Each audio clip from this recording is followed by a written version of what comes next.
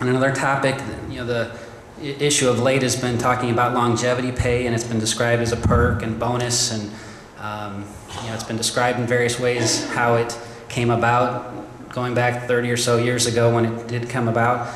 But the bottom line is that it's how our employees are, it's a part of how employees are compensated. And because of state and federal laws as it relates to collective bargaining, it's not something that we can simply eliminate. It's an item that has to be negotiated out through the collective bargaining process.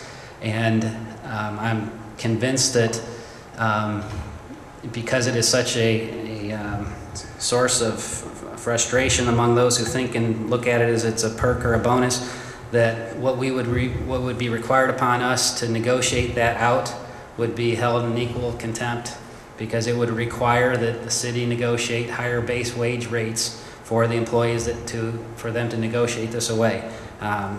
It'll be an important discussion on June 8th, and we can look at that very thoroughly.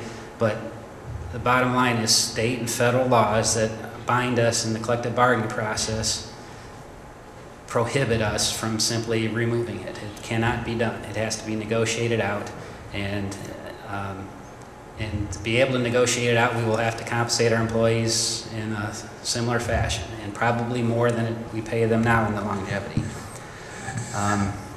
And the last thing I want to speak to is one of the residents brought up about the fire numbers scheduled to work in the last couple of days. And the response, I think it was, the chief may not have understood the question properly, or between the question and the answer. We have, I believe, 57 firefighters scheduled that work fire suppression, in fire suppression, which averages 19 firefighters per shift. Now, we have a handful of firefighters who are on extended sick leave due to recuperating from various surgeries, what have you. So some of those numbers are skewed, but on average we have 19 firefighters scheduled in each shift. And it's from there that they have various time off, be it holiday, vacation time, and I believe the answer comes from that position where, say we had 19 on either or both of the last 2 days.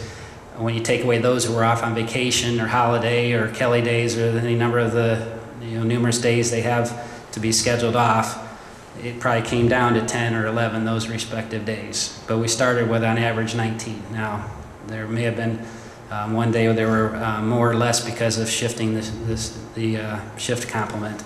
Chief can correct me where thinks corrections in order, but we schedule 19 per shift. Thank you, Mr. President. Thank you. Is that so?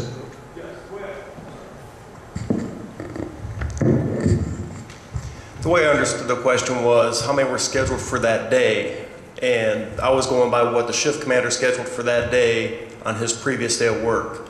That wasn't comparing the total that is assigned to that shift. That's just how many were scheduled that day after the vacations and the holidays and the Kelly Day time was taken off. Okay, thank you, Chief. Thank you for clarification.